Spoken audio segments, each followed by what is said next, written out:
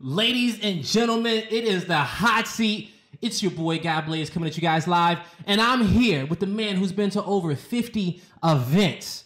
Okay, played in 6 titles, Gal Judgment FFA champion. Okay, won 4 majors, top 3 every single title, and he's somewhat of a very decent sniper. I will give my mark of approval to, and this man has been in more setups than anybody I know. Okay, it's Jose Marble. It's Franchise fam. How you doing? Who's Franchise? Where you from? Okay, when you start playing Gears of War, break it down. All right, so as you know, a lot of you guys know, or maybe you don't know, but I am from Venezuela. I was born in Venezuela. I moved to the United States when I was like a year old. I was raised in Miami, Florida. From Miami, when I was like about 10 years old, I moved to Charlotte, North Carolina, which I've been in since. So technically, I am a North Carolinian. I've lived here most of my life. Um, and yeah, I mean, I went to high school here. I played high school baseball. Played baseball basically throughout my whole life. And through like sports and whatnot, a bunch of my friends, found Gears of War. Saw that commercial that everyone else saw, and just got hooked. Started playing it. Played Halo a lot, and Yeah. through Halo, I kind of found like that competitive scene, which I back then there wasn't really anything. I mean, it was on what was it USA. I think that's when they were televising. Yeah. That's when that I remember that '07 season that they put it on USA the first time. They did USA the first year, and then they did G4 TV the next year. And but it was just so dope watching esports on TV at the time. Oh Watching those yeah, open it was events. it was crazy, bro. Like that kind of like opened my eyes. I'm like, damn, like I wish I could be on TV. I thought I was really good at Halo until I started playing competitively and saw kids were actual nerds and couldn't keep up. Yeah. But but yeah, through that, I found game battles through a friend. And back then actually, which is a lot of people don't know this, my gamer tag back then was Paper. My X original paper. Yeah, X Paper X. So my original was Paper Jose. That's my first gamer tag ever. Okay, I And it never was knew that. and it was because a bunch of friends of mine we made like paper products. Like it was like napkin, blanket, obviously me paper. On that And hustle. yeah, so that's where it came from. And eventually down the road I changed it to franchise. Yeah. And it was funny, going back to that '07 event, because I wanted to say before Meadowlands was announced, we watched one esports event on TV. I'm trying to think of. I want to say we saw, because Gears Meadowlands wasn't the first event that year, I believe. It was like the No, second event. no, it was actually Charlotte. Charlotte was the first event that year, Charlotte right? was the first event. Yes. Yeah, we Yes. got added afterwards, and I want to Yep. say that we were able to watch the MLG Halo on TV beforehand. But the reason why I was saying that is because I just we were kids, right? Like you're kids, and next thing you know, you see this big esports tournament, and we've just been playing on game battles our whole life, just banging each other's heads in, for the crown on the ladder. And Yep. so going to that event was a crazy experience, but then next thing you know, you start playing Gears of War, and you kick off your Gears of War career. And how has that shaped you? Yeah, I mean, honestly, that day in that garage, that very first event, the very first time all these guys like see each other, we've been competing against each other in these online, GBs, and there's, Yeah. these online tournaments. First time I see like names like, High Distortion and C's, like back then they were so like popular because of High Council, Mm-hmm. and they were winning so many locals in the Northeast, Nick and everybody, and I just walked into that garage with Fallout, which I have a crazy story about that. But Yeah. just seeing all these guys with name tags. I remember seeing High Distortion at name tag. I'm like, is that really him? And then I see C's. He's like 6'5", and I'm like, holy shit. So speaking of Fallout and that that crazy story, because I want you to tell it. But the funny thing is about that event is because I tell people all the time is that we kind of only had like MySpace back then. A lot of your teammates, you didn't know how they looked. You know what I'm saying? Right. Our flip phones didn't have color on them. We just knew people by their voice coming in through our $20 Xbox mic. So how was your first experience with John? So so it's kind of, yeah, it's not really crazy. It's just funny, right? So all I had was one picture of John, and obviously, I was 17, John was 14 and a half. Like he was a kid. Yeah. And his one picture was him going to Greece, like vacationing in Greece. he's super tanned, right? Like Yeah. super, super tanned in the picture. I walk out and he's like calling me and texting me. He's like, "Oh, I'm here." Blah blah blah. I go to the corner. I see the palest ghost I've ever seen. Like this kid has never seen the sun in his life, right? Yeah. I go say hi to him and he gives me the most awkward. I give him shit about this all the time. And he knows what I'm talking Hmm. about. It's this weird handshake, right? Like instead of dapping me up like any other person would, he gives me like this claw. And if you could see like what I'm doing, like He's like, come on in here, yeah, right? yeah, like he's just like hooks it in there, right? He's just like, it was so weird. I want to say he still does that to this day. Yeah, yeah, he kind of no, he kind of does. He doesn't do it as bad 'cause I gave him so much shit, but Hmm. he still does it a little bit. There you go. Okay. So yeah, no, that's funny. And yeah, John, man,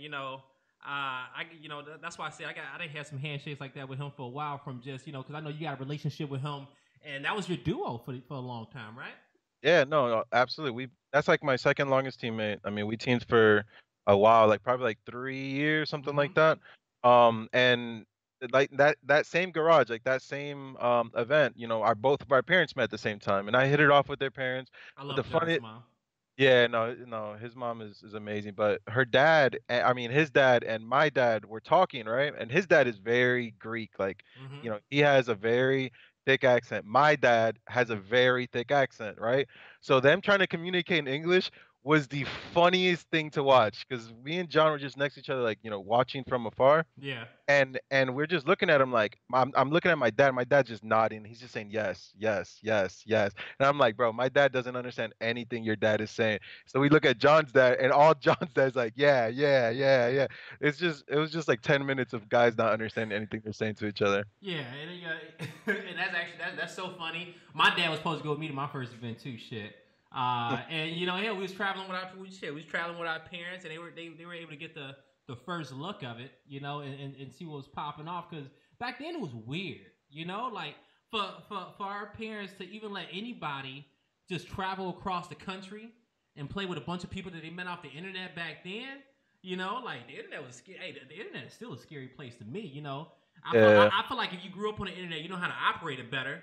But I know how the internet can be, and I'd be down if I probably let my kids just hop on the internet till they get through high school. Shoot. Yeah, no, it's a tough place. There's a lot of things on there. Yeah, it really is. So, one question I had asked to Drix, I told him, I said, sometimes, we can have a separation between, who you are and who you are as a player, who Jose is and who Franchise is. Do you feel like both those lives have kind of, been intertwined over the years? So have you been the same person in both, two different people? Because growing up playing esports back then when it was so new, I feel like people of our age kind of operated differently.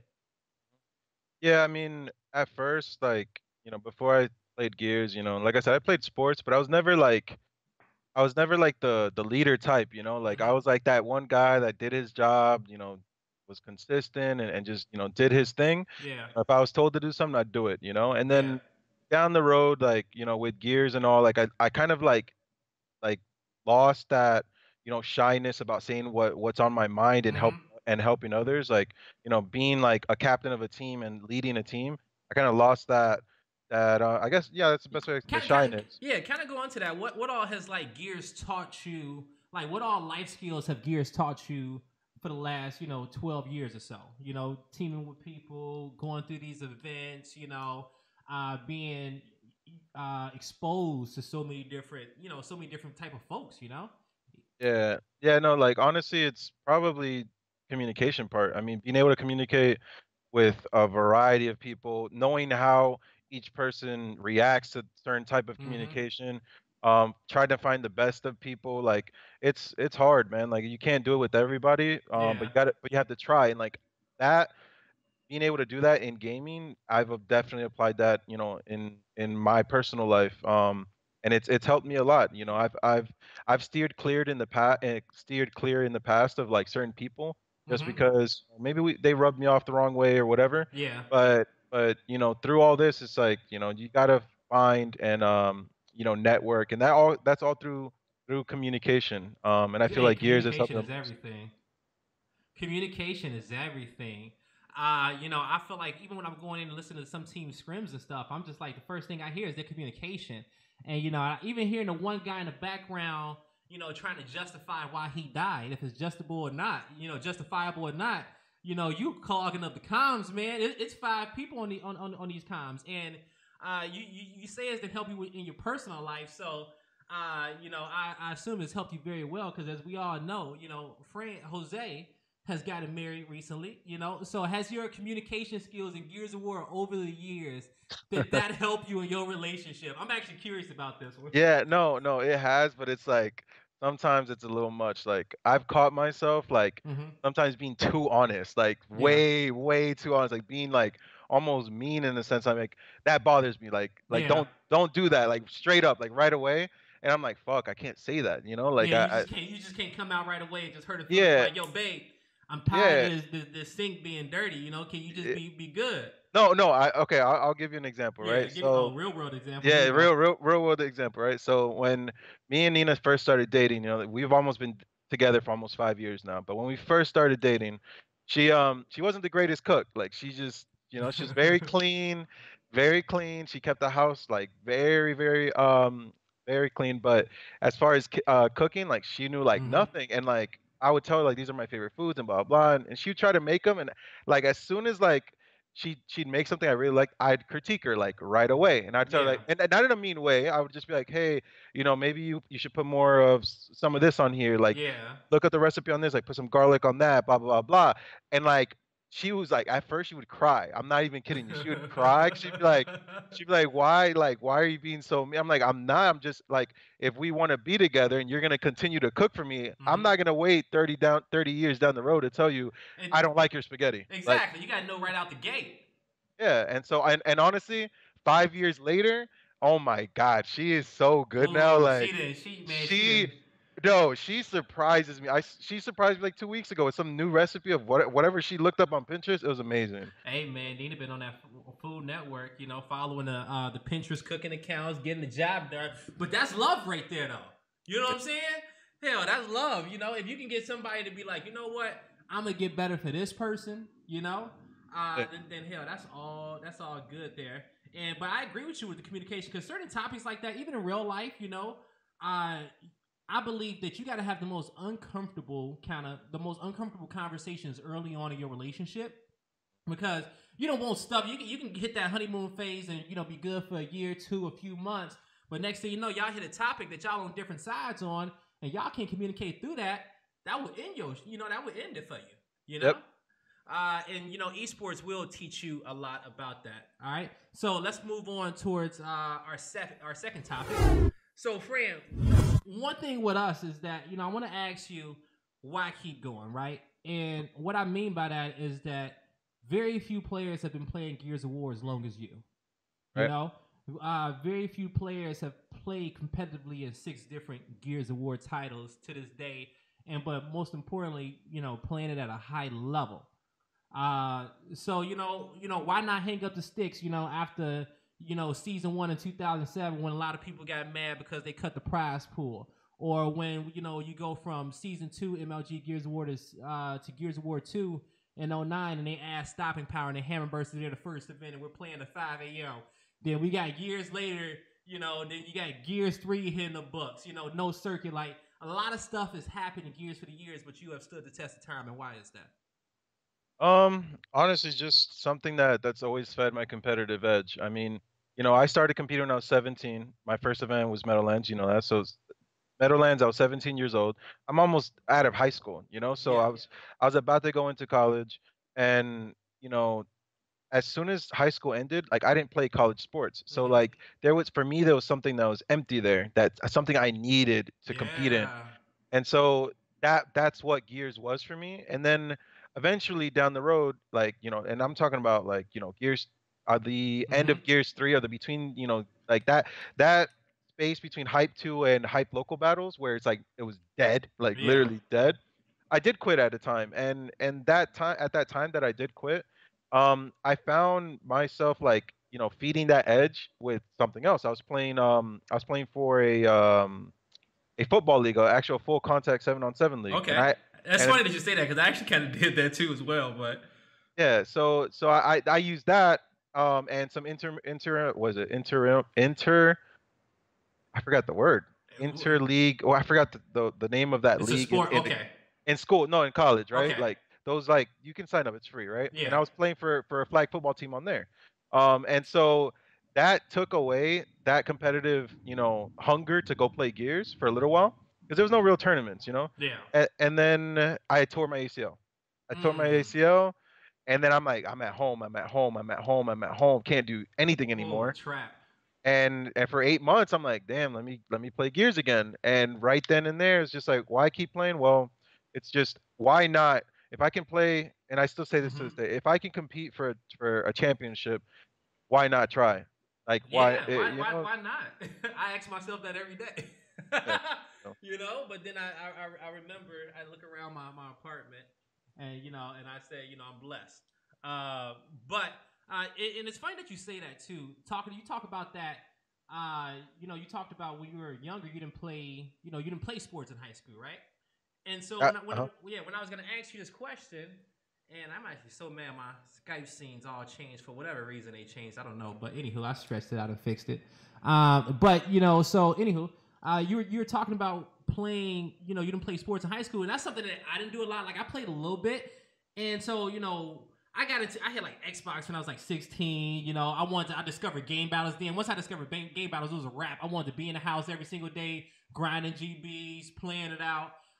But football being in that type of competitive environment was fun, right? And that was something that I feel like that's something that a lot of people in high school don't experience is those competitive environments in sports. But you can almost get that same thing in esports. You Yep. know, going to events and you sitting across from somebody, especially back then when we didn't have headsets. You sitting across from somebody, yelling at them, outplaying them, sniping them, like you're in that moment and you're just trying to beat somebody. And being in that type of competitive environment, it can be addicting. Yeah, no, 100%. Like that environment is why people play sports. Period. Mm-hmm.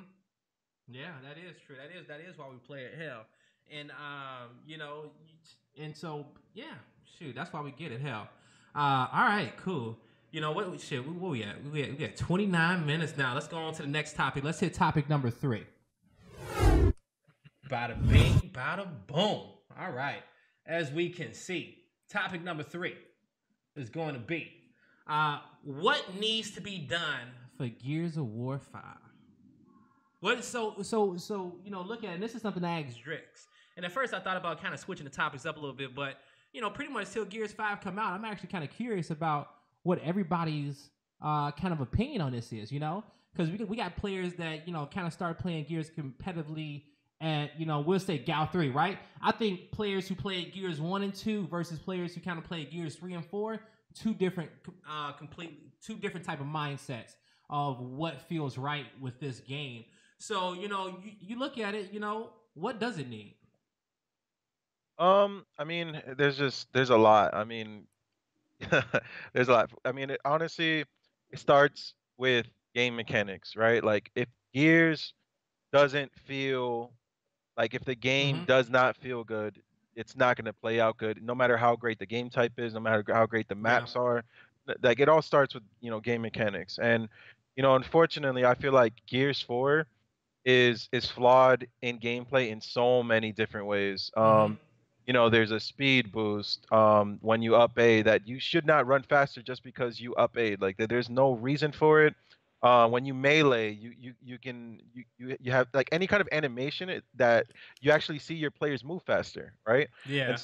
And so things like that should not be in the game, and it adds to inconsistencies in gameplay. Like as far as shooting out of a barrel. I've never agreed with shooting out of the barrel. Mm-hmm. And I'm probably like alone or I'm probably in the small percentile on Mm-hmm. that. But that's just because I like consistency. If the Yeah. shot comes out of center screen every single time, no matter what move you make, no matter what you do with your character, you know where your shot's coming out of. Yeah. But when you're bouncing around or you're moving around a lot or you get shot with the flinch in any kind of Gears 3 or Gears 4, your shot goes anywhere and you don't know. You can't control it. There's nothing you can do about it. Mm-hmm. So I feel like those inconsistencies add into damage inconsistencies, which lead to fights that you shouldn't lose, which leads to rounds you shouldn't lose, which leads to maps you shouldn't lose. At Yeah. the end of and like it's just a snowball effect that all starts with bad game mechanics. You know what, and even just to kind of pause you on the consistencies, because like a lot of people don't realize, and this is like high level knowledge, and I still plan on like getting the Blazeology stuff on a YouTube where I can kind of teach people how to play, but it's certain like it's all about timing, right? It's all about time. From when you come out the spawn, you can't miss a single up A. It's a certain route you always have to take, and then you have to land your smoke in this perfect position. And there's so many things that can go wrong. Like you said, there's so many inconsistencies off these opening starts that will change the game in a drastic way. I feel like that I've noticed over the years. Yeah. No, well, we have this thing, and honestly, it's I'll give Fatal his credit on this. He calls it inches, right?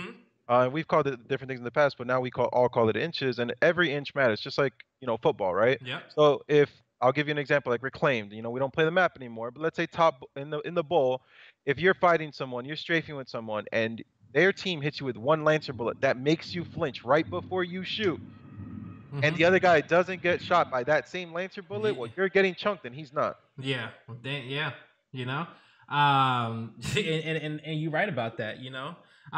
Reclaim fight in general, just so Yeah. many smokes hitting that bowl, and when observers used to hit it from the top end, you see them all landing, and it's just like it's so hard to hit the consistency on that. But you're right. It was just a hectic fight. No matter how perfect you were, no matter how talented you were a player, one slight mistake it's a wrap. But the question is, how much of that mistake is in your control? You know what I'm saying? How much of that is in your team control and whatever and whatnot? So I definitely feel you on that one. But what else though? What else on the list? We talked a little bit about just the inconsistencies on certain things of that nature. But anything else on your Um, list? yeah, I mean, I would say, sensitivity is always going to be a thing. What's your stance? 30s or 20s? I'm I'm like my first thought is probably 20s. But I currently play on 30s, and I've been playing on 30s for like 3 months. Mm-hmm. But I found the reason I play on 30s is because I could be consistent on 20s and still play the game at a high level. Yep. But on 30s, the game is that much easier. Yeah. It's that much easier. I can get away with so much more. Why is the game built that way? Why is it such a clear, distinct advantage to play on 30s? Because there is. You know what it is. I had Craze come in my chat last night, and he said I play on 26s, and I made the comment that I said because they said Blaze, we don't believe you play on 30s, right? The people don't believe it, and I'm just like, is it because I'm not swinging my camera around? Is it because I'm controlling it? For what reason do you not believe it? But I feel like personally, I feel like 30s is needed to win an event. You know what I'm saying? Yeah. I feel like the 30s is needed. I told him, I said that's probably why you guys just get like second or third, just not bashing them or nothing, because I think Space Station is talented. But I'm like, I feel like it's needed, because if you telling me I can look at a certain direction and shoot faster than somebody else, then I need to be able to adjust to that time. You know what I'm saying? I need to, if I get behind Gilbert and he turns and does 180, I need to turn around in the same amount of time to swing that shot and hit him and Yep. adjust those situations. And so for me, the reason why I went to 30s, and I'm not even a flashy player like that, but I felt like I found myself in a lot of situations where, I'm playing against more of a, let's say, new school player who mastered the wall bounce, bouncing all over, mastered the 30 sensitivity. And when he gets close enough to me, I need that extra speed to adjust sometime, right? Yep. To fight against that type of aggressive player. But I also, but when it comes down to it too, I feel like when you get to 30s, you can't go back, right? Like, I don't feel like you could take it away. I don't feel like we should add more, but I don't feel like we should take it away either. Yeah, well, the thing is too is like, and this is the way I look at it with the slow sensitivity. With slow sensitivity, your timing and your gameplay Mm-hmm. have to be like perfect at the highest of levels. Have to be perfect to play with a guy on 30s that it's a very good player that's on 30s. It has like the timing Yeah. is, and you can't be that perfect all the time, every match, every round, every map. Like you You can't. can't, and then you add more rounds. The next thing you know, instead of 10-minute maps, you got 45-minute maps, right? Yeah, exactly. Like it's just it's a lot. And like don't get me wrong, like I said, Mm-hmm. like I said, it's You know, it's part of the game. It is what it is. Yeah. But why do you have to play on 30s? Like I'm telling you, like you cannot argue with me. And I've done both. You cannot argue. And considerably started dropping more numbers Mm-hmm. on 30s than I did on 20s or 24s or whatever 26s that I played Mm-hmm. on. You know, why did I start dropping more numbers just because of my sensitivity? Like Yeah. that's literally the game. And I'm happy you said that, and I stand by everything you said too. But I agree that if you're not playing on 30s, you're gonna be at a slight advantage just a little bit. You know what I'm saying? You're Yep. gonna be at a slight advantage, and the way Optic plays, and they play like that for a reason. That play style is partly achieved because of that sensitivity, and I do feel that way about it. But when Ryan kind of posted that Twitter was like, do you want over 30s, under 20s, at 20s, and I just feel like you can't change it, and you have to probably implement something else to counteract it. But I don't think you can just take 30s away from people after being used to it for so long, after Yeah. being there for 2 years of war games, and you just take it away. I feel like it's just one of those things that we just got to deal with it now and make the best of it. But I Yeah. don't think we should ever increase it past it. Yeah, no, I don't think sensitivities will go anywhere. Yeah. Like I think they'll stay the same. But yeah, it's just one of those arguments that's like if you can't if you can't limit that, you have to limit like you have to find a way to slow down gears a little bit. And by slowing it down, like people think that you're just gonna walk around and strafe. No matter what, it's never gonna be gears one or gears two. And I've come from that era like and I know it'd never be like if we go play Gears 1 right now or Gears 2 right now, it will play different than we did back then, no matter Yeah. what. No matter what. The meta has changed, the way people take fights has changed. It's adapting to those styles, but that doesn't change the fact that the mechanics are very, very flawed in Gears 4. Yeah, they definitely the game is definitely vary a lot. Definitely varies a lot. Um, so ooh, I think one thing that we could do as a community too as well, uh, like especially like the players who understand the game at its highest level, and I'm putting myself in this category as well, that we need to do better at explaining the game at the highest level, right? All the way down to how if you miss this up A, the whole round just went sideways, right? Your whole strategy just changed because this guy's gonna get here quicker than you, and just bringing that understanding. Because I felt like if people actually had that understanding and understand it all the way down to the very first up A out of spawn, then they understand like, okay, I see what you're talking about. I see where the inconsistencies are, or maybe we could change it from this perspective. But we just need to do a better job in the community at teaching people. Also too, because I just feel like we need to, especially the AM players, anybody who's new that just wants to play Gears. I feel like we need to give them that winning formula. Yeah, well, the thing is like, and that's another thing too. That it's a big reason why the top players stay at the top, honestly, and it's because not a lot of good teachers in the community. There's not a lot of Mm-hmm. like I can't even count in-game leaders in the community. Yeah, that's the most important Like role. there's no one that like obviously the entire team gives input and you can never take that away, but you have to be able to teach good mechanics, and I feel like that's been lost in Gears 4. Good mechanics are not there. It's get a kill or don't get a kill. Me- What are me- you gonna do after? mechanics. So what's all on your list of mechanics? Playing 2v1s, like playing numbers, playing with discipline. And what I mean by discipline, like grabbing meat shields, meleeing, like making every kill hard as possible, and Mm-hmm. then taking your numbers as fast and as efficient as possible. And sometimes, you're feeling yourself and you're wall bouncing around and you take that 2v1, you get that kill. Mm-hmm. But like when there's a championship round and you have Mm-hmm. to take that same kill and Mm-hmm. that kid is literally just sitting there waiting for you to make that mistake. Yeah. Now you die and your teammate is literally shitting bricks. and He's you're up here like, I got 3 kills. Oh, we're definitely gonna win this round. You know what I'm saying? Now, the rest of the team got it, and next thing you know, you put the squad in a difficult situation after you do something so great. I'm happy you broke down the mechanics like that, because that's the one thing that annoys me the most. Like, just from watching so much Gears, is watching the 2v1s get lost, right? yeah. Watching the advantages get lost after people work so hard on their initials, do something so great, and then it all breaks down. And so, why do you think that happens a lot with these teams? Well, the thing is, like, it's the way this game is played, right? So Yeah. the up A speed boost is a big part of why 2v1s are screwed up a lot. That's a big part because Okay. you get caught between shots and he's already in your face. Yeah. You cannot play with the team weapon out. You cannot play with the Lancer or a pistol because if you do, he's gonna catch you, chunk you, and get back in cover fast enough. Like Yeah. there's a And it takes lot of reasons. time. Yeah, and it takes time. If you play it the right way, his teammate spawns up and you're flanked now. And, Now you got damage on you, and now you're not gonna win that fight as easy. and you know, I try to break it down to my stream sometimes when I get caught in that situation, but it's like one side of your brain is like, yo, I want to play smart, use my pistol, my lancer, but then it's like the timing is screwed on sometimes of where like you put it away and pull out that shotgun because that guy gets in your face so quickly.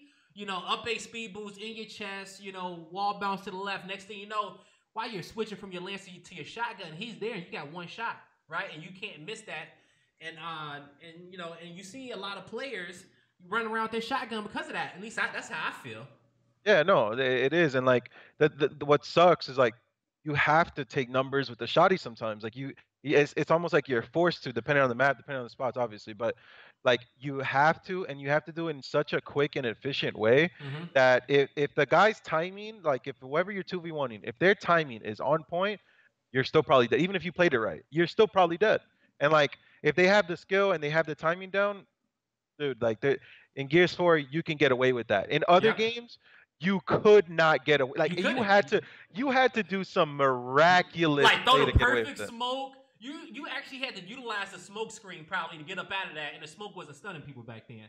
You Yeah. know, and yeah, that's why I agree with that because, and I want you guys to know too as well that when you're the man down in a 2v1 situation, when it's a 1v2 for you or 1v3, you always have to be the aggressor.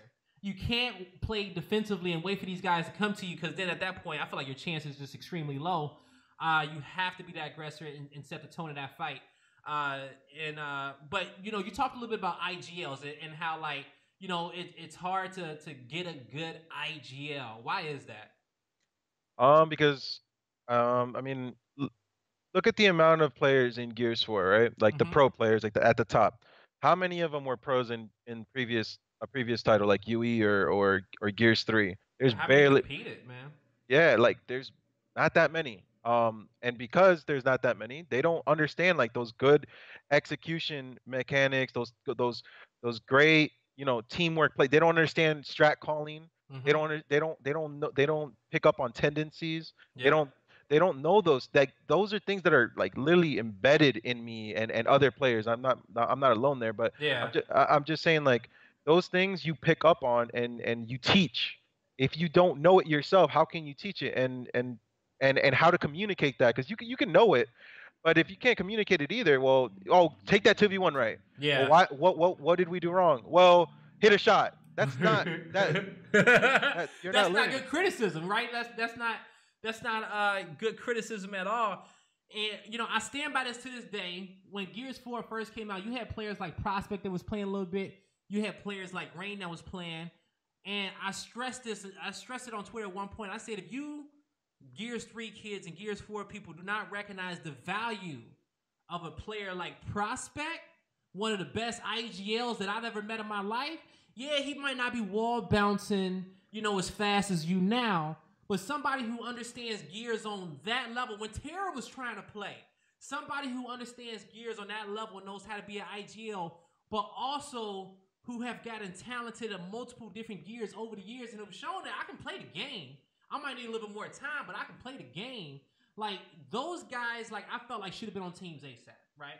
Because no matter what it was, like in the heat of the battle, they can call the play, they can make the adjustment. I also say some of these teams, your front spawn, and that's why I admired you and I understood why you took front spawns on a lot of these maps, and I believe this is the reason why.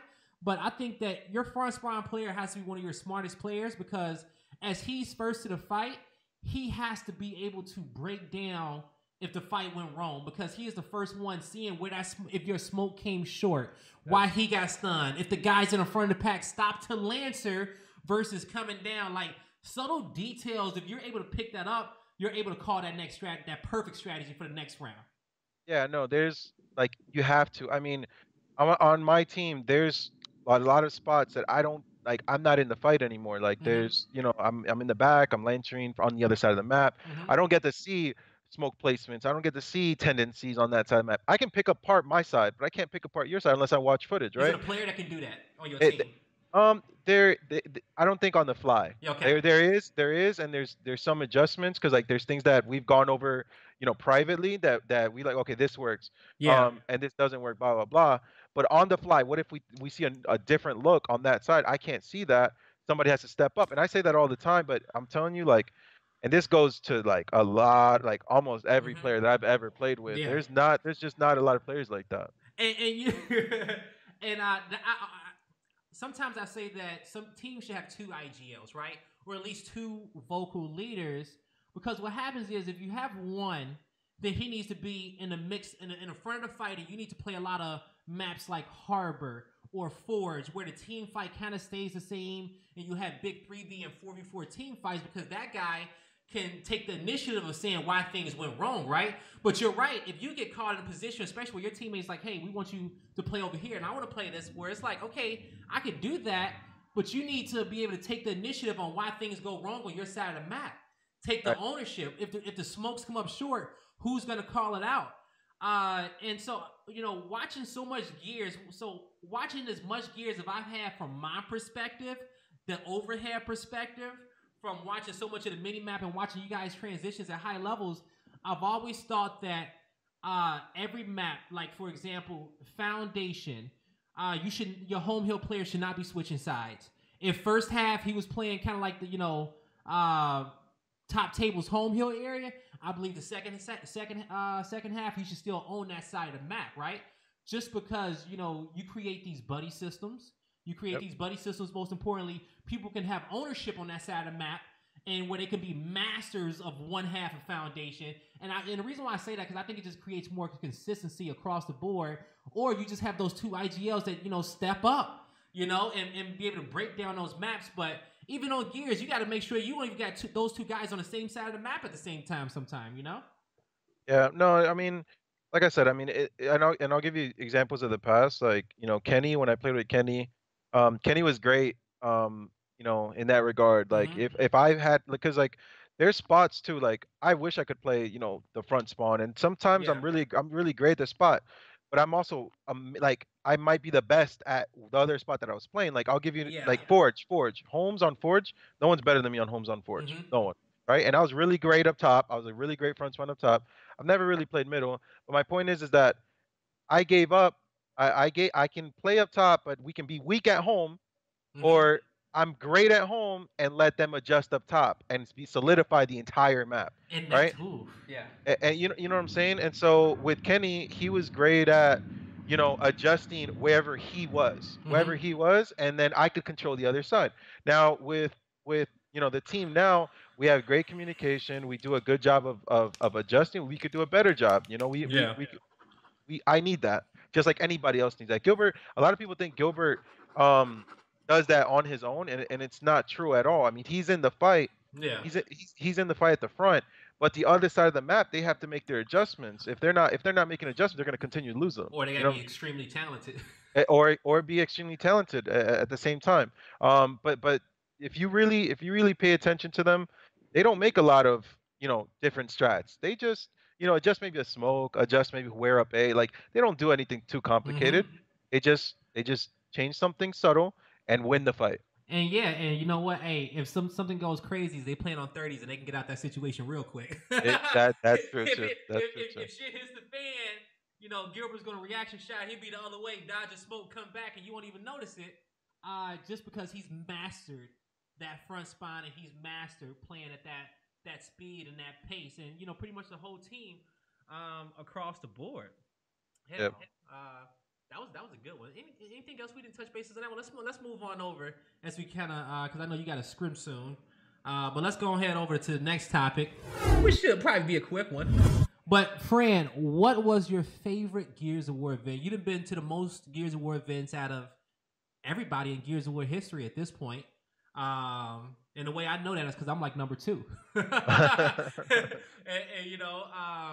So out of all the Gears events that you've been to, what has to be your favorite event? I mean, If you know, you can probably give me two because I know all like right, yeah, Mexico is probably on your list. yeah. No, Mexico's definitely up there as like one of my favorite.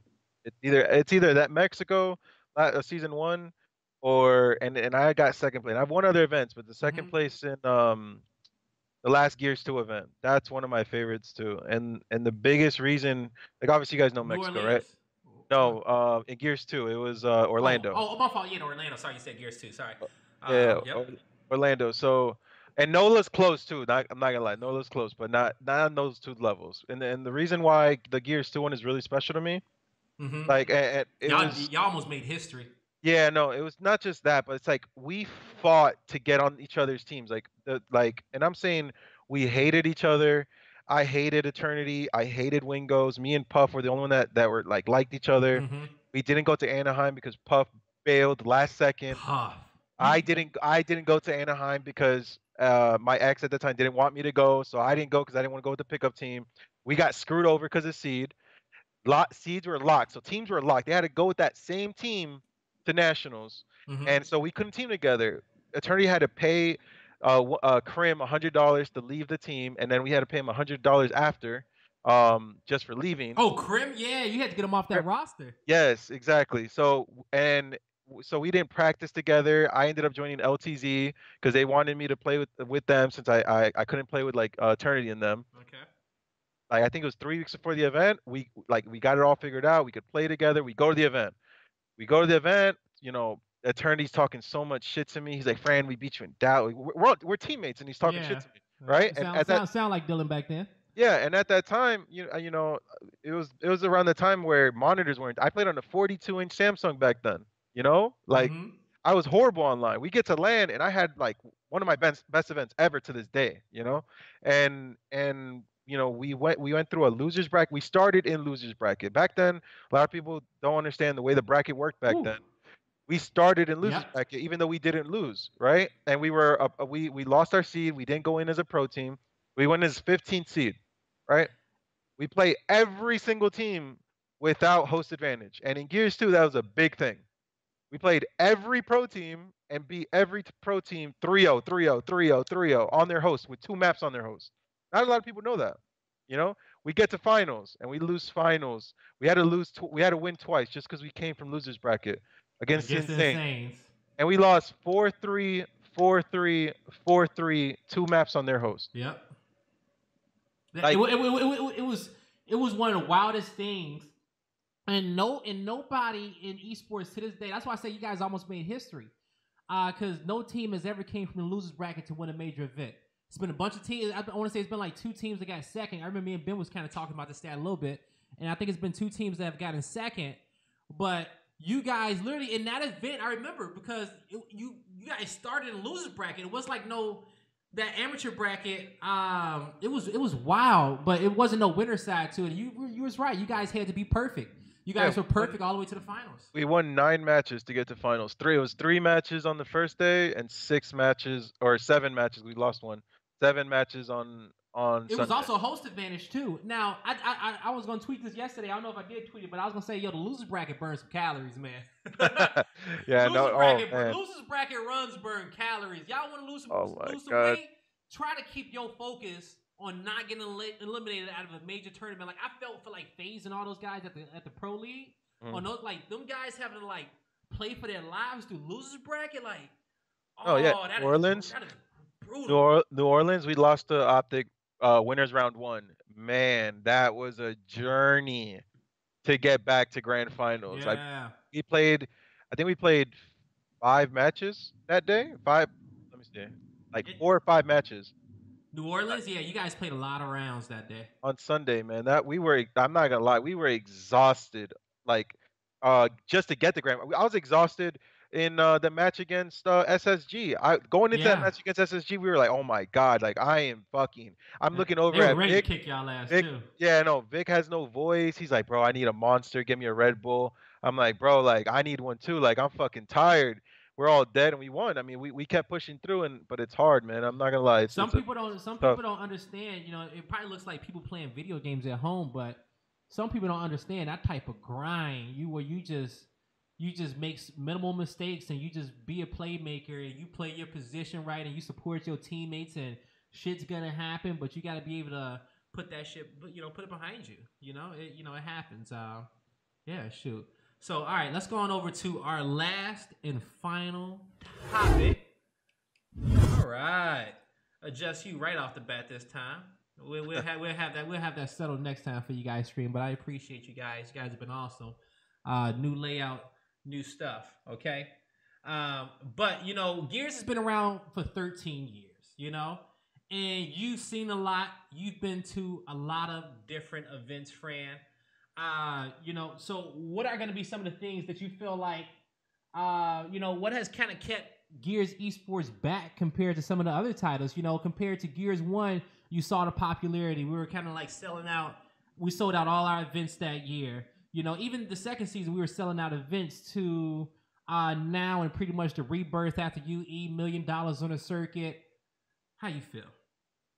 I mean, we don't Gears doesn't do a good job at retaining their players. I mean, that's honestly the biggest thing. Like, why should we continue to play Gears? I mean, it's not fun. It's not fun to play ranked. And that's the biggest thing that will keep us playing Gears of War Name some players after. we've lost. Some Yeah, famous ones. I mean, almost every veteran, like CD that. in the third. Yeah, like look, Nick yeah. Oh Merckx. man, High Nick, distortion. Nick, HD, Camille's, fucking every Rex, like Rex playing Fort now Yeah. too. Like like there's just so many players. Like, and it sucks. Bay's doing pretty good on Fort as Bay, well yeah, we too. lost Bay. You see Bay, he on the up and up, man. 400 some subs, man. We support our Gears fan. Yeah, and Did the you thing know? is, Did you know? My fault. Did you know Shroud got on Gears last night? oh no, I didn't know that. No, Shroud got on Gears last night. 30K viewers. Gears Award was number 6 Oh on the wow. board. I started geeking. It was It was on Sunday, the Wild Sunday.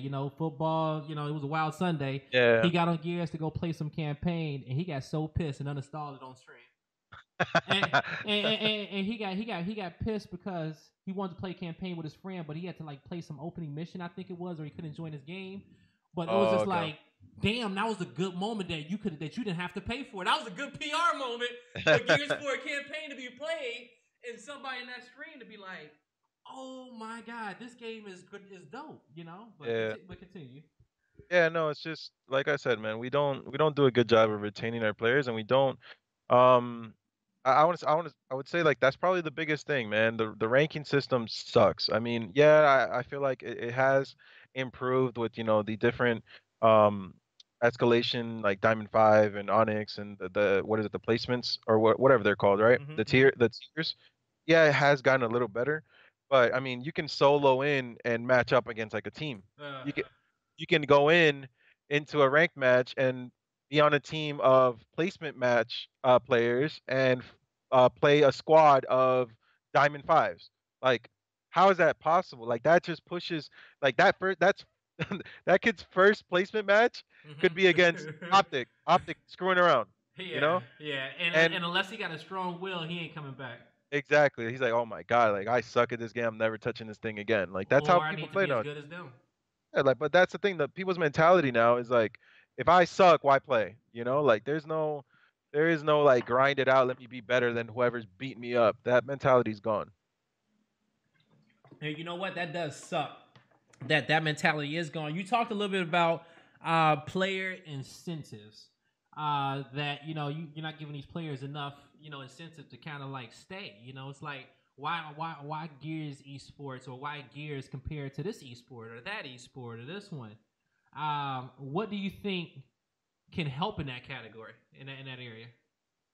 I mean, it's just I don't know. I mean, there's a lot of different things. Orgs Mm-hmm. are a big part of it too, right? So, what can we give?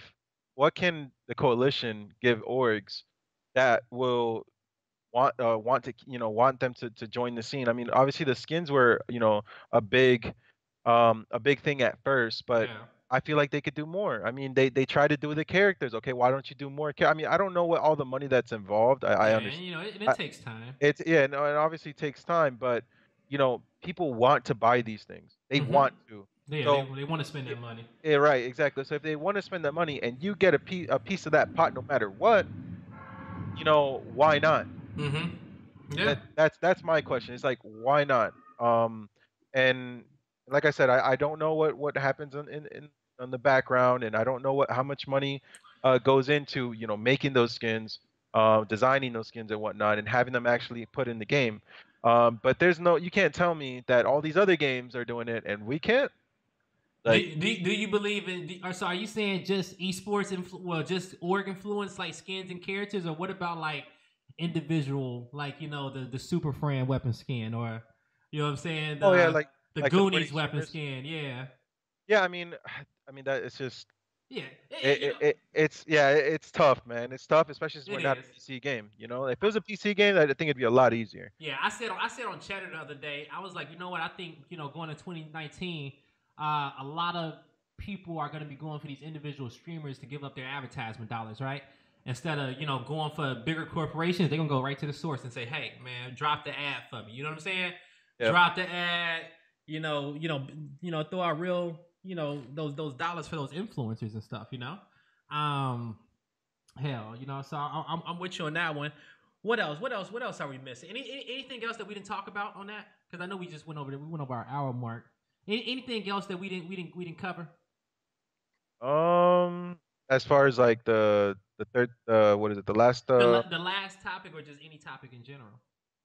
no, I think we covered everything. Yeah, we I feel like it's been I feel like it's been a good run. It's definitely, I feel like it's been a good show. I feel like it's been a good show. I think that, the chat definitely enjoyed having you here. I still got to put you in the hot seat and ask you these questions. You know what I'm saying? And so stream. I'm changing up the hot seat a little bit. It's not going to be for this episode, but maybe for the next episode. I need to come up with some great ideas of getting these guys to answer the questions in such a fast way, where that they got something on the line. Like I gotta give you guys that incentive, right, to answer some crazy questions. All right. So, and I gotta give myself some incentives to not say all right all the fucking time. Shit. Self-aware. But so yeah, let's go ahead over here. Let's knock out these questions and stuff. But man, I will say Gears 5, I have a lot of faith for it. I don't know about you, but I do have a lot of faith. And you talked a little bit about the ranking system and just having those incentives for people to come in and for people to play. And I think that would be dope. I think that is, and I think that's one of my biggest things too, is that you just need a lot of replay value, right? You need Yep. replay value. You just need integrity in a rank system. I think that's my biggest gripe with it all. That, and also viewership friendly. Viewership friendly. Take it down a notch or two. And give us Slow it more up a little game bit. modes. Give us more game types. Like, I've always been about that variety the too as the well. wingman, the free for alls. Give us all of it. Like, Mhm. it can't be that hard. It actually can't be that hard to involve everything. You know what? I know you got a scrim and all, but I'm gonna actually hold you up real quick, because this is actually another question on the top of my head that I need to ask you, and I meant to ask you on one of these other topics with I think it was with the IGL or whatever and whatnot. But Optic Gaming, you've played against these guys the most. You didn't play it against them in multiple grand finals. You know what I'm saying? Like, you didn't study Optic Gaming more than most people. You had to go. Don't forget, I've beaten them the most. Yeah, Keep you going. beating them the most. You beating them the most as well. Let's throw that in there as well. Going toe to toe with the MVP. Reclaimed in that bowl fight, front spine. What makes them so great? Um, Honestly, it's their discipline and how they play scenarios, right? Mm-hmm. So when it matters most, right, they have the build, like they have the the perfect build for escalation. They have that one home hill player, Mm-hmm. right, that takes that role in on every map basically. And owns it. They have the front spawn player that's not scared of the moment, that will always, do whatever he has to do or what he can do, Mm-hmm. to be that top slayer, in Billy. And then they have the leader in Gilbert, right? Mm-hmm. They have the right formula. And so in order to beat them, you gotta throw some curveballs, right? And Mm-hmm. like, you can match up with them. You can have the skill, right? I think Ghost had the skill to do it. Like, the Mm-hmm. previous Ghost, they had the skill to match up, boom, 5 for 5. But they didn't have the teamwork, and they could beat them maybe one map, they Mm. maybe one match. They never did beat them in a 2K or anything like that. Mm-hmm. But they had the skill to do it. They just didn't have Mm-hmm. you can't win that way. You can't beat Optic consistently. Beat Optic, you need the skill and the teamwork. And if you don't have one or the other, you can't consistently beat them no matter what. That's Um, what but I was gonna say. That's what I loved about your denial roster a little bit, because from watching, looking at the 2 and 3 seeds for that long period of time, which was Echo Fox and Ghost. I felt like Echo Fox was the team with the teamwork. You guys, worked a lot on your team fire, two caps, setups, playing extremely smart. Versus on the flip end, Ghost was like, all right, we're gonna go wild blow for blow, and then you make this contenders roster, and I feel like you get the mix of both, right? You get the aggressiveness, but you also get that mindset too on if we need to slow down, and to try to make that formula against Optic Gaming. yeah, no, I mean, like I said, man, they have a great formula, but a lot of people, don't understand either. Like, maps play a big part, a huge part into every single match. Mm-hmm. And I feel like that's been getting, that's been a little bit more, that's seen more exposure, Mm-hmm. um, this season. Like they in Vegas, right? They lost Damn to what was it? Ronin back then? It was Ronin and SSG. They lost Damn to both of them, and then they lost some other map. But my point is, like, both those teams that beat them in this season, Mm-hmm. there hasn't been another team that's beat them this season, but this season they've lost two matches that they didn't play Foundation in. Why? Is that a coincidence? Mm. I don't think that's a coincidence, but you Auto know, ban Foundation. So that it just so happened that Ronin and SSG's auto ban was Foundation, so it worked out for them. They played them on maps that Optic wasn't as comfortable on, and they lost. Look at what was it? Nola. Was it Nola that the Toys team was Toy exclusive, and then they choked that lift? Oh, yeah, I think that was Nola. That was Yeah, Nola. I know it was lift. I know for a fact it was lift, but I don't remember if it was tiebreak or whatnot. I don't know if they played Foundation It was, that that yeah. that match. But my point is that that's another map that they're not as comfortable on. So like there's just a Yeah, lot of expose different them, Fran. there's a lot of different hey, listen. Listen, Let the man. world know. I keep a lot of this stuff to myself and to my team because, like, obviously, we don't want to give away anything. We haven't, like, But are we what at that point where we can't, like, are we still at that point where we gotta safeguard all our best kept secrets and our knowledge? you're right. You're right. And that's why, honestly, that's why I even bring it up because, you know, this season, my team hasn't been able to play Optic that much on land. We had like even in 2Ks, I mean, we haven't been consistent enough to play consistently be in finals with Optic up until this denial team that I have now. Like we have been playing them left and right and left and right and left and right, and I love it because that's how Envy used to be. That's how we would bang with them on land. It's like, okay, we take a look at this map. How do you look on this map? How do we look on this map versus you? Like we didn't have that all of this season basically because we kept losing to Ghost or losing to some other bum team that wasn't Yeah. better than us. Yeah. But now we've been consistently playing them. We've beaten them once. They've beaten us like I think two times in two 2Ks, right? Yep. And I think we're 1-2 against them in 2Ks, or maybe 1-3. But my point is that we're seeing them more often now. We're playing them on a variety of maps. That's the way you play them. That's the way you beat them. You got to see what maps they look weak on, or what strats are working for you and what strats aren't working against them. Screw everybody else. What Yeah, works? what works against them? What? Yeah, exactly. What works against them, and then use that, and then apply. Do you think that roster is on a ticket, is on a clock? Do you think they're gonna bounce back? They're a good team, but what you think? Um, What's your opinion on it all? my all right. They got My honest opinion is I think that roster has more holes in it than their previous roster. And what I mean by that is like they are a ticking time bomb, right? And they've since they've formed, they've shown weakness a lot more times than their previous roster.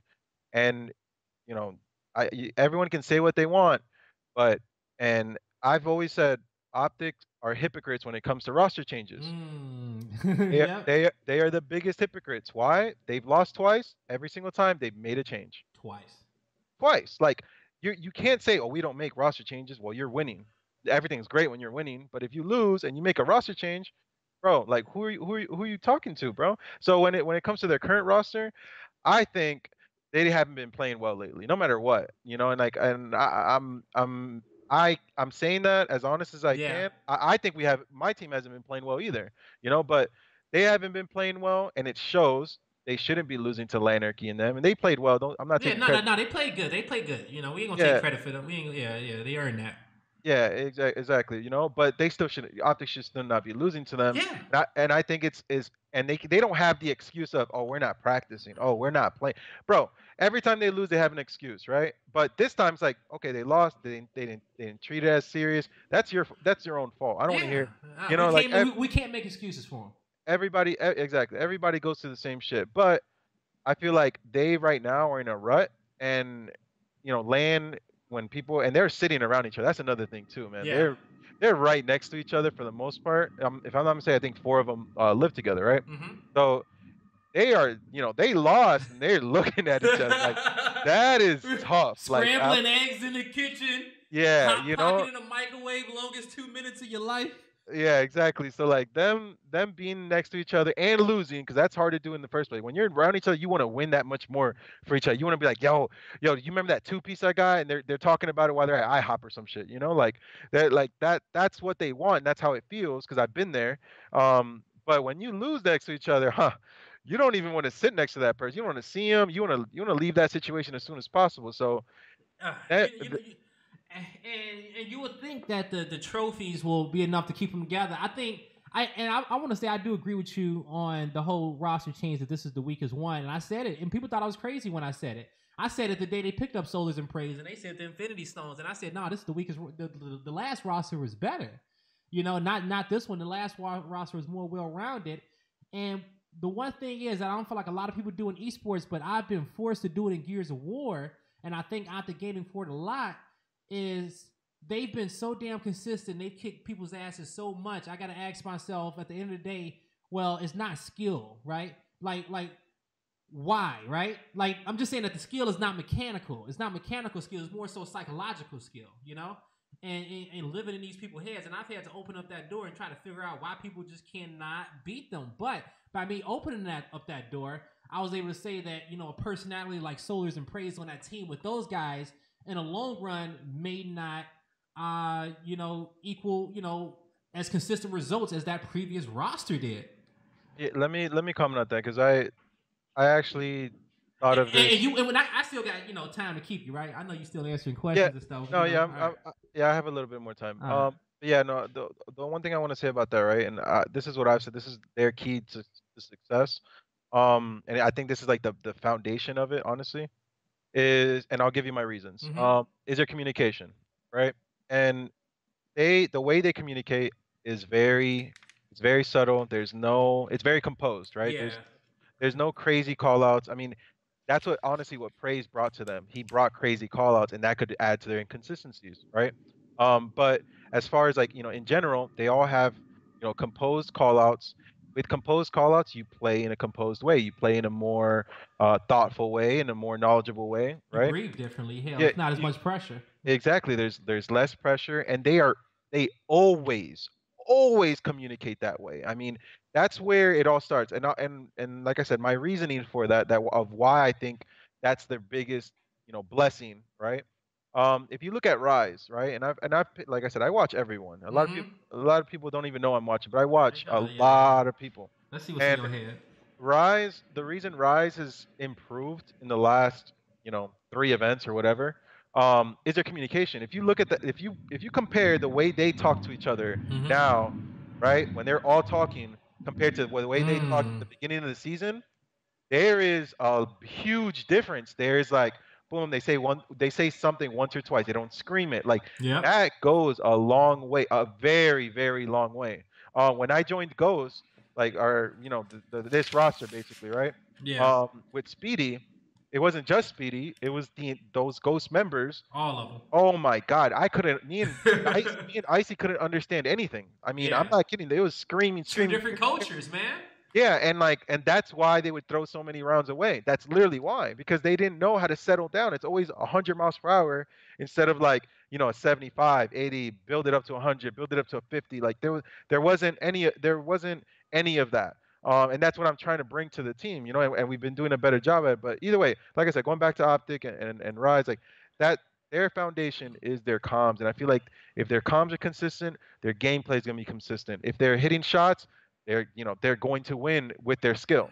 Like they already have everything else down. If they're hitting shots, well, they should win because they're communicating the right way. And So there's, good. I was gonna say, I tell people, I was gonna say, I tell people a lot that if you were to match them up on 5 different individual 1v1s, that they don't win them all, right? And I hold by that because I feel like we got a lot of talented players in Gears, and I feel like the players on like the top 4 teams are all talented. But like you said, you got to ask yourself why you got all this talent, but you can't get there. And I think you said it perfectly. They have clear, concise comms, clear call outs, and then you got these players are listening. It's not it's not a hectic situation. It's not hectic comms. It's small talk involved, and and they have that great IGL, and that's so important because you guys can hit shots at home. You guys can be accurate, but if you don't know when you're in a 2v1, even if you're like physically, if the numbers on the board are not like 2v1, and you got 8-7 people dead or so. Sometimes you be in a 2v1 for 5 seconds, or you be in a 2v1 for 4 seconds, right? And you got to take that 2v1, and depending on your area of the map, but you got to be able to get those call outs, be able to process them quickly, and make the right moves. Because I believe, I got faith that everybody out there can hit shots. Maybe not under the right pressure, but when you come up under that spotlight, you'll be better the second time around. But yeah, so all right, cool. Anything else you want to add on Optic? And I'm gonna ask these questions from the chat. Throw you in the hot seat, and I'm gonna let you go. No, I mean, like I said, we are all, we are all, and I mean all, because I think a lot of teams, other than mine, like I think we're all just complacent with second place. I think obviously, we want to beat Optic, but your sole focus should be on Optic. So whenever I say like, look at maps, like look at their maps, look at their bans. You know what they're banning? They're banning Forge every time, every single time. That means find when you scrim them, when you play them. What maps were close?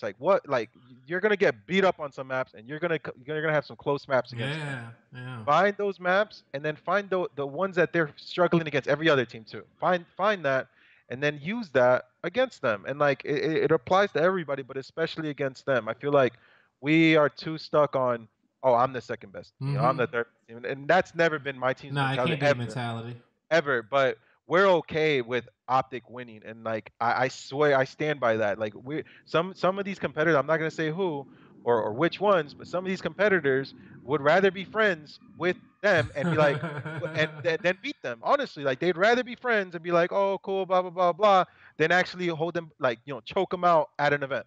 No, you gotta keep your foot on their throats, man. It's as simple as that. You have to keep your foot on their throats. I also think too, as a community, our top players, our strategists, our IGLs, I feel like a lot of you guys need to just be more open about what works, what makes you guys great Gears players. What type of strategies, what type of systems your teams have. And I've had this philosophy for the last 12 years that you can know, like, especially because, when people used to scrim, right? When people used to scrim, they used to, like, hide strategies, right? I don't want you to see this strat, My philosophy was that you could always see the strat, but you never know when I'm going to run it, right? You never know the combination of strategies I'm going to put together. You may have seen one strat, one round, but you've never seen the combination that I'm going to put them at you to win this tournament. And, just be more open and teach our community and put out that content of, this is how you got to play left. This is what's most important. This is how you play winch up top. It has to be this spawn or that spawn. Like, teach. You know what I'm saying? Teach. Yep. Create some monsters. Create some players out there for Gears 5 with the mentality. Because I believe that we have a lot of smart people in our community. But, and once they actually see the blueprint, they'll be like, you know what? If I just do this, or if I just add this into there, oh man, this could be the winning formula. And I want people thinking like that, I want to see those strategies like that. But yeah. All right, guys. Hour and 21 minutes. Somewhere around there for that one. Actually, no, we started at 5:30, right? I think so, yeah. Oh yeah, we started at 5:30, so we're not too far off our time. But all right, let's ask some questions from the chat. One is that there seems to be a pattern with rosters you're on around streaming. Why is it that most times it's so difficult to get the team to stream on or off stream? So I guess you're just saying that some of your more recent rosters you haven't been scrimming a lot, Fran. And why is it so difficult for you guys to stream y'all scrims? I'm thinking. So I'll give you the simple answer, right? Yeah. And I like people need to understand I streamed a lot coming out of Gears 4. Like starting out Gears 4, I was streaming a lot. I streamed scrims, I streamed 2Ks. Like eventually we stopped doing it a little bit here and there, but we kept doing it like on and off, on and off, on and off, Yeah. right? And then around the time that um I started noticing like people really started stealing things that I was doing, like stealing the way I educate people, like oh, like I'm like it's my fault in to a certain degree. Like I would tell guys, you should be smoking here. Like I'm trying to help my teammate, but I would do it on stream. Yeah. You know, and my teammates, it would benefit my team, but it would also benefit other teams because then they would be like, oh, that's why they do that. Okay, I'm gonna do the same shit. You know what I'm saying? Like they would do the exact same thing, not just that, but they would also know what we're looking for, where we're smoking, where we're not smoking, and then so that honestly, I educated a lot of teams, Yeah. not to mention Optic because they stole a lot of shit too. Yep. But anyways, So somebody in your position that could be frustrating. it was very frustrating, right? So then down the road, like when Kenny joined our team and then Icy joined our team, they were like, we are never streaming scrims ever. Like we're never doing it, right? Mm-hmm. And I'm like, bro, it doesn't really matter. Like doesn't matter that. He's like, no, we're not doing it. Damn, they said they were stealing everything. Yeah. He's like Ashes literally records your streams or subs to your stream, even if you delete it. He watches it. He'll watch it with Gilbert. They'll literally just try to pick apart all your smokes so they can see exactly where they can't push or where they can push, Mm-hmm. and blah blah blah blah blah blah blah. And at the same time, we weren't streaming, so like we were doing it to you guys. You guys couldn't do it to us. And Yeah. it's like, well, I'm not fucking doing it anymore. Like at this point, like, why would I do that? So like, I knew that was a thing, but I Yeah. didn't, I couldn't like at the same time, we all want to stream for the community. We do, like, Yeah. believe me, But you like, want to make that money though, and it's not a lot to be made. exactly, and people give me shit. They're like, France teams never stream. Like, bro, like, you can't tell me that when I streamed consistently season one. You can't tell me that. Mm-hmm. So Yeah. it's an annoying question, but that's honestly like the most honest question or the most honest answer I can give you. Yeah, and and I respect it a lot because I'm one of the type of players that I believe that, especially back in the execution days, if a team ran a strategy and I could not beat it, I stole their strategy. I line my players up player for player. To this day, I believe that the best strategy that you can ever run is a man-on-man strategy. Everybody has a person they're responsible for. They follow that guy, right? So this is my tip. If you guys are ever getting your ass kicked in scrims, you guys do not know why, man up. Find your man, find your guy, and start figuring out why he's getting to spots before you. The next thing you know, you're like, oh man, that's a different spot in that position. The next thing you may know, oh, they got a smoke here, or he takes a different route, or whatever it may be. But always go that man up. You can steal their strategy, and when you steal their strategy, you figure out how to beat it. Okay, because you're like, oh, that's what they were throwing these smokes here, but you know what? If we do X, Y, Z, boom, you can break it. But then at that point, both teams know the same strategy, and it comes down to when you run it. They're never gonna know when you run it. So when you create these strategies, make sure that they're masked kind of similar. If you're running a 1-3-1, you can run a 1-3-1 and still run 3 different strategies off that opening base. It's like literally Gears is like the NFL.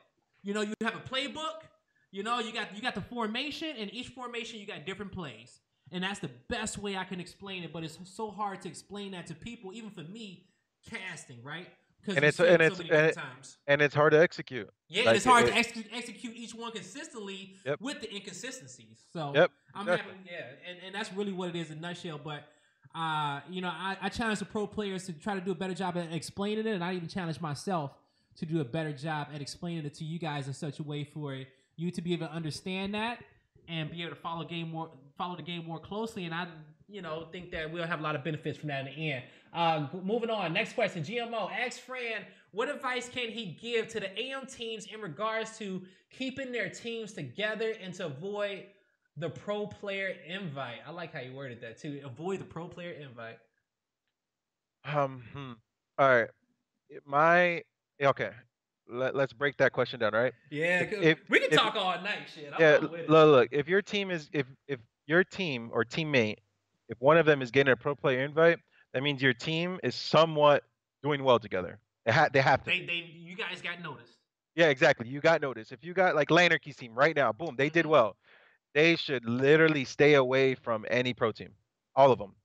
All of them, right? And the biggest reason why is because if a map isn't working out, like if oh God, we keep fucking choking this map, Yeah. switch spots, literally throw throw a wrench in there and switch all the spots, right? Like you have to find who plays the right spots. If you might play a spot great, Yeah. and they switch to a spot where you kind of suck, but you start winning the map. Yeah. Well, it worked out, right? So I'm gonna start there, right? Okay. Your team, stick with your team. If one of you gets noticed, it's because you're all doing something right. Yep. Yeah, it's not just him. You guys are all doing something right. Yeah, yeah, exactly. So I would say stick through it and keep working together. Hive, like look at Hive. They're like the Mm. best example of Mm-hmm.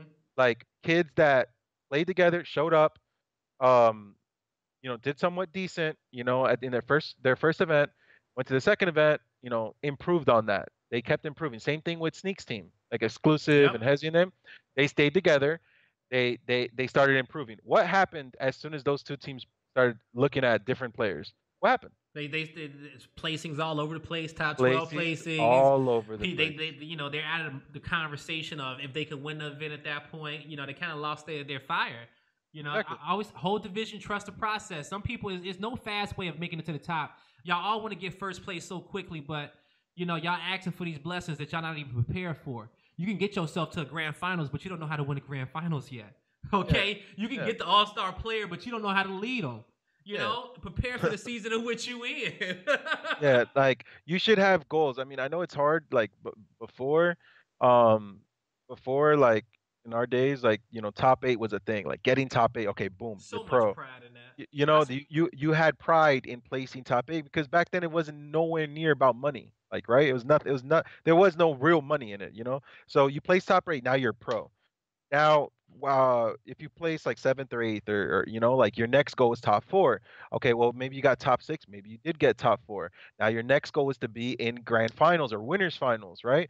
Like you have to break it apart because if you don't, then you're just gonna pick apart your own team, and Mm-hmm. that's when you start going at each other's throats, and that's when you start losing Mm. that um that that teamwork, that chemistry that got you there in the The first place. positive vibe, right? Yeah, that yeah, The honeymoon phase. yeah, that once you start losing, like once you start going downhill with the same team, and I mean like, let's say you get top eight, and then you get top six, and then you get top 12 with the same roster. Okay, maybe you can look at, okay, what the fuck went wrong? Like Mm-hmm. like did this player really shit the bed? Okay, I can understand that. Yeah, But if yeah.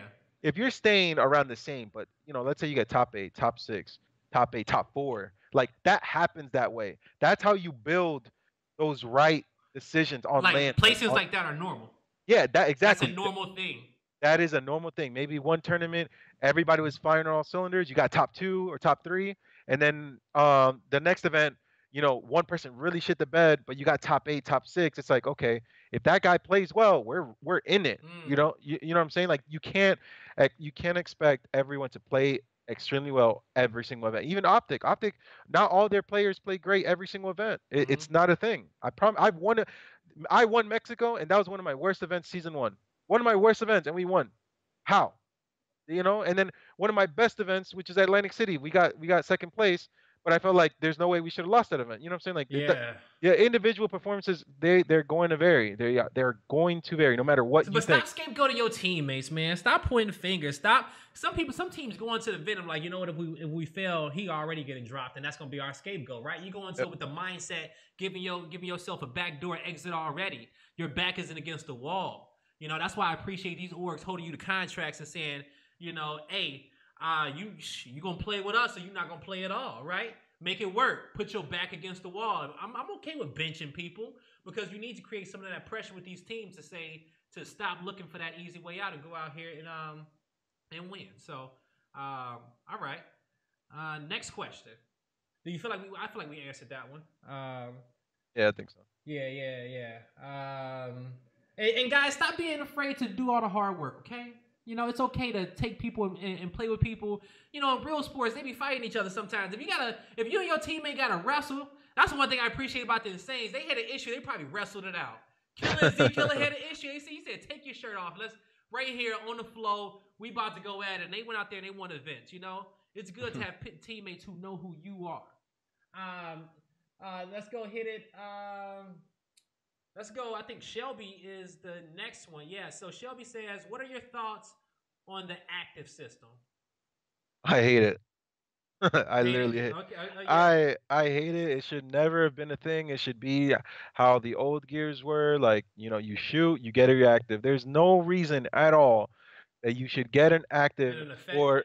for free. You should give up map positioning. Uh-huh. Like the fact that you can hide, get an active shotgun, and wait for someone to come around the corner and two shot them down. Not to mention you can chunk them, but two shot them down because they're coming, they don't, and you got an active. That Yeah. is extremely unfair in a third person shooter. Like it makes no sense at all. It doesn't follow any of the gears background, like, or the gears history, I guess I should say. Mm-hmm. So why, like, there's just so many flaws to it, man. An Yeah. active boom, an active bow, like an active bow you can rev in like point, Two like, point one point, like yeah. it's so quick, point five, whatever it may be, but it's like barely a second, and you fight, I think, across map.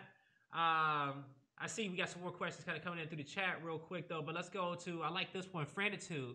I have a question for Fran. Ask Fran, do you think community toxicity and stubbornness stops gears from growing? No. And the reason being, every community is toxic. Mm-hmm. Every single community is toxic. If You got a few of them, bad apples everywhere.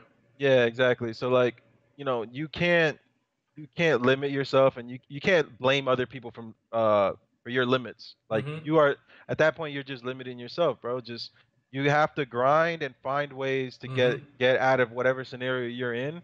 Like, just because someone, bro, how many people talk shit about my team or myself or anybody Mm-hmm. else, in chat? Like, who cares? Like, I have to ignore that. So sometimes, I can't hold back and I have to say something. Yeah. But that toxicity is aimed at me. It's, if you guys look at Icy's tweets, look at every single one of his tweets about anything. There's at least 3 Optic fans that reply, "You'll never beat Optic. You still suck." Like at every single tweet Yeah. that he tweets. Like, I'm not even kidding. Like, And they I've got to looked them brush it up. off. Yeah, you have to brush it up. You people are gonna hate. Like, no matter what you do, people are gonna be toxic. It doesn't matter what community you're in. Yep. You just have to literally get past it. That's it. Move Uh, past it.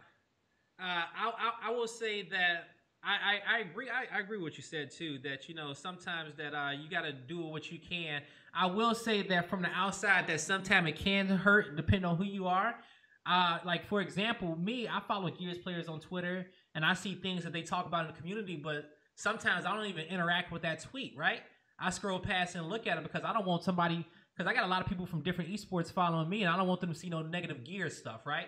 On my timeline, because Twitter be showing tweets to people who you don't even follow. Twitter Yep. just got a weird algorithm like that. So when it's like crazy Gears tweets popping off in our community, sometimes everybody is seeing those tweets. You know what I'm saying? Like, oh, this is what's going over here with Gears, and they don't even follow Gears, right? And they get an opinion on that. But I will say on the flip end is that worry about what you can do. Like the positive, like just worry about yourself and the positivity in which you can put out. We've had a lot of situations in our community where we've had negative stuff on Twitter, and it's just fighting with positivity. Go at it from that point. Respect people's opinions. It's okay to have different opinions about different things. We have, our game developers are super open on Twitter now. They respond to the tweet. Something wrong with the game, send a tweet to Node Zero. Let them know. Send videos and clips too. State your case. Blow his feed up. And just be as positive as you guys can. That's really all you can do, or don't. If you still want to play Gears, don't add to the negativity though, But all right, let's move on. Question. Oh, this question is coming from Joe Rugaru. Question: who is the most annoying player to face? Who's the most annoying? Yeah, most annoying player to play against. Honestly, it would have to be between. I don't know. This one's tough. Man, Like you in a difficult situation. A team like, yo, you got an OE, and it's this one guy in front of you, and you know he's just gonna be so difficult to kill. He's just gonna go back and forth, and he gonna make it. He knows the distance between the one shot. You trying to cut the distance, but he backing up and he out rotating you. honestly, it has to be Billy then. If in that Okay. scenario, it has to be Billy. Like Billy's the like he's the most clutch player like in the community, Uh honestly. And huh. like I think he's proven it multiple times. Doesn't matter what scenario he's in, he's a freak, right? Yeah. And so, you know, I don't know if that question was aimed at me personally. I don't think Billy's to me is he's annoying to me that much. Mm-hmm. I would say other players are more annoying to me before Well, him. yeah, anointing you personally. Um, Personally. it just depends. Like I think Gilbert's annoying. I think I think Vic like Powers, he's annoying. Yeah. Um, I would say those two are like the top two out of all the teams. I would say those two. And that's just their consistency with their Mm-hmm. movement and their consistency with hitting shots with their movement. I would say those two. Those are the type of players I say you gotta kill them with your left stick and not your right. All right. Yeah, no, that You gotta kill them a with your lot left stick a and not. lot of People don't people get that. don't even understand what you just said. But yeah, you're People, right. you gotta shit. You know what? And that's probably why my controller dropped because the angels around me was like, nah, you about to make a controller point. You gotta kill them straight with your left stick and not swinging that camera with your right stick. That is the only way you kill players like that. All Yep. right. And so that's it for those questions. I saw people ask about multiple game modes, and you said that you would like multiple game modes, right? You said Yep. that he said that earlier in the chat that he would like multiple game modes. And the last one I saw a bunch in the chat was core versus comp. With the what? Core versus comp? Do you like one better? Of course you play comp all the time, but do you think core is better than comp in any way? No, not in any way. Like maybe the No, Lancers I was about looking. to say that's why I love cores for the Lancer. Yeah, maybe the Lancer, but holy, like the Yeah, shotgun is a rocket. Like it is a rocket. like, bro, I'm not. I can down you from across the map. I'm not doing it. No. Noah says one of the differences between core and comp is that comp it takes two people to lance somebody down versus core it takes one. But core definitely has extra boosted damage values across the board on everything else. Yep. But comp is more teamwork based. But I'll tell you one thing: at the end of the day, we all need to find one tuning for Gears 5. However we do that, however we figure that out. Because no point, because we need to be separated. Because it's a lot of talented Gears players who play core, and I believe that to my core. That it's a lot of undiscovered Gears talent. I play sweaty rank games every day in King of the Hill, Escalation, and I see so many talented Gears players, and I look at these guys, and I'm like, damn, he is good. Like, I almost want to just send him a message and say, hey, you want to come scrim, right? Same thing I used to do with players back in the day. Like, find them in rank games, like, yo, you want to come scrim? Get them in a party chat, like, hey, have you ever played game battles? Want to come play some GBs with me? Slowly get them into it, slowly get them addicted, and the next thing you know, they become some of your best players, but some of them they just need to know how good they are, but it's hard to find them. All right, let's knock out the hot seat real quick. The next time we do it, I'm gonna try to find some stipulations where you got to ask questions in a quick amount of time, and I'll give you some subs. I go donate some subs to your channel. Go drop some money over there. But I got a little sub wars event. Y'all want to play in with you and Drix and somebody else that we got to talk about. Okay. I got you. I gotta get y'all in the DM. We gotta find one more streamer who down for it. Maybe the fourth guest on the hot seat, whoever that might be, the third guest. All right, so we're gonna knock these questions out. And you know what? I'm even gonna just put a little Jeopardy music on just cause, just to make it right. Okay, shoot. All right, Fran, you ready for it? Yeah, I'm ready. Get it. All right, here we go. You gonna get hit with these questions towards the back end. All right, let's do it. What job would you be horrible at? What job would I be horrible at? Holy God, I don't know. Like, Quick. I don't know. All right, pass. Cooking. There we go. Boom. Cooking. Drake said the same thing. Y'all both off. I need to start the cooking show ASAP. What movie do you wish everyone watched? Matrix. Ooh. What is the most impressive thing you know how to do? Dance, salsa. Dance? Dance. Like Latin music. Oh, okay, Latin music. All right, cool, cool, cool. Here, let's do this. What is the most important object you own? My dad's gold chain. Ooh, okay. What is your dream job? Full-time streamer. Who is the best Gears player other than you? Mental. Who is the worst Gears player? Soldier 215. What career would you never want your child to work in? What career? Wait, say it again. What career would you never want your child to work in? Sanitary. Oh, okay. If you can go back to college, what would you study? Something master's something in computer science. I went for computer science. Okay. Other than Gears, what is your favorite game? FIFA. I was gonna say Halo, but FIFA. FIFA. Okay. All right. Cool. Best sniper other than yourself?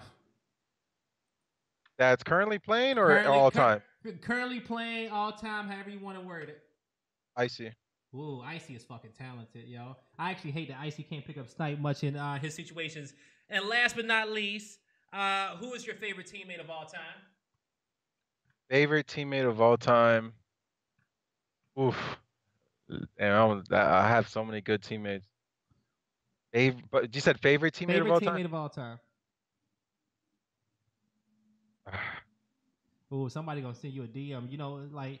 Okay, I know, like. Do you want me to say? Do you want to say outside of Fallout so he don't text you as soon as this is over? Yeah, we can't include Fallout. Yeah, we can't include Fallout. I would say, damn. I would have to say praise. Praise? I would have to say it. And I don't want to. Trust me, I don't want to say it. Damn. But like, and you know who's actually second, which is like kind of shocking with how little I've been playing with them. But I would say Icy. But Icy, I heard y'all like BFFs now. You know what I'm saying? Like a friendship that people didn't see coming. Yeah, because like I said, I give unbiased answers, man. Like me and Praise don't like each other anymore, but like I can't forget like the good times that we did have. Woo. You know, so and it was a long time. Like that's fucking 4.5 years, almost 5 years of being a teammate. You know, they got beef, y'all. Okay, they got beef. Not friends anymore, but still at the end of the day, friends said that Praise is still one of my favorite teammate of all time. That should show you, okay, the type of connection and honesty that's in that answer, man. You know, hey, sometimes, you got to ask yourself, and this is, if Praise watches this, you got to, his biggest criticism was that you joined the enemy instead of trying to beat the enemy. You know what I'm saying? That was the biggest criticism that people gave him, was like, yo, why you running to join Optic instead of trying to, knuckle and buckle and beat them fair and square, so to speak, So, hey, he got a trophy, though. He got a trophy. That's all we gonna say on it. But all right, guys, I appreciate you guys for watching. This has been a hot seat. Every show is gonna get that much better. We still got I gotta figure out who I want to be on the next hot seat. Okay, so if you guys got some players out there that should be on a hot seat, tell them. Tell them, like, yo, hit up Blaze. Let me know. Let me know in the chat now. Let me know in the next tweet. DM me. Okay, leave it on the YouTube comment section who you guys want in the hot seat next. The show's changing. But I appreciate, leave you guys' suggestions, comments on how to make it better. Subscribe to the YouTube. Subscribe to the Twitch. All right. Check out Fran. Any, plug yourself, man. Where can they find you? Where can they watch you? All right, man. Listen, you guys can watch me on Twitch at Franchise with an L with no E. So Franchis, I guess that's how you can pronounce it. Twitter, same thing. FRANCHLS. You can follow me on that, on Twitter, on Instagram, on Twitch. And I'll be there. All right, you heard it. You heard it from him first, folks, guys. He will be there. Yo, I appreciate the love. This is it from the hot seat. And we'll see you guys next time.